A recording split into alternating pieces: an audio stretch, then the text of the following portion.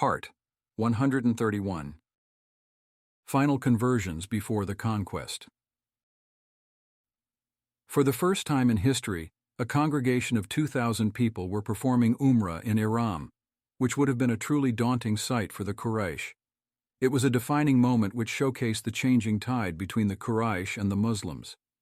This sight indeed caused a ripple effect amongst the Quraysh, as it led to 3 notable conversions. After the Battle of Khandaq, Amr professed, "By Allah, Muhammad will certainly prevail over the Quraysh."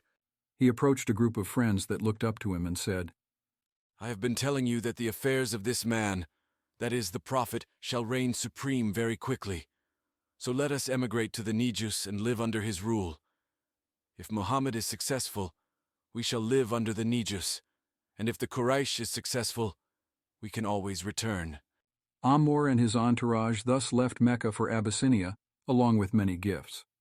Upon his arrival he noticed a Muslim envoy, and he devised a plan to retain the respect of the Quraysh.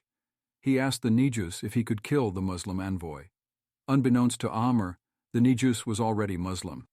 He was so angry at Amr's request that he smacked his own nose, an expression of utmost disgust. Amr narrated, "I felt so terrified at his anger that I wished that the earth would swallow me."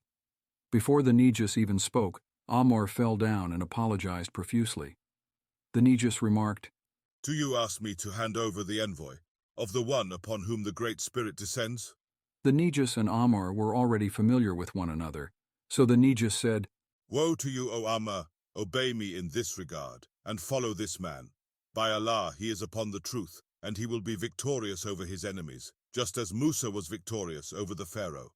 Amr left Mecca to escape the Prophet's message, only to face it once more in Abyssinia. Allah willed that it was the Negus who finally convinced Amr to see the truth, and Amr accepted Islam at the Negus's hand. Amr did not disclose his conversion to his colleagues, but instead excused himself and returned to Mecca. As he approached Mecca, he came across Khalid ibn al-Walid and Uthman ibn Talha, who were leaving. He asked them where they were going, and they both disclosed that they were heading to the Prophet to convert, as the matter had now become clear to them. They said, "For how long will we deny it?" Amr replied, "By Allah, that is the exact reason why I have returned." As for Khalid ibn al-Walid, he narrated, "When Allah wanted good for me, he thrust Islam into my heart. I participated in battles against the Prophet, and every time I engaged, I sensed that I was being turned away, and that the Prophet would be victorious.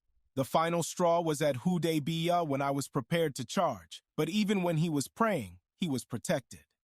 I then thought to myself, where should I go? My first thought was to go to Abyssinia, but his followers are also there. Then I thought about Rome, but I would have to become a Christian and live as a stranger in a new land and culture. I continued to remain in a state of confusion until Umrah al-Qaza took place. The Prophet entered Mecca and asked about me through my brother, Al-Walid ibn al-Walid, who accepted Islam at Badr. My brother wrote to me, "In the name of Allah, the most compassionate, most merciful, I have not seen anything stranger than you running away from Islam while you are as smart as you are. For how long will you oppose Islam? The Prophet asked about you when he entered Mecca. He asked, 'Where is Khalid?' And I responded, 'Allah will bring him.' The Prophet said, 'It is not befitting for someone like him to neglect Islam.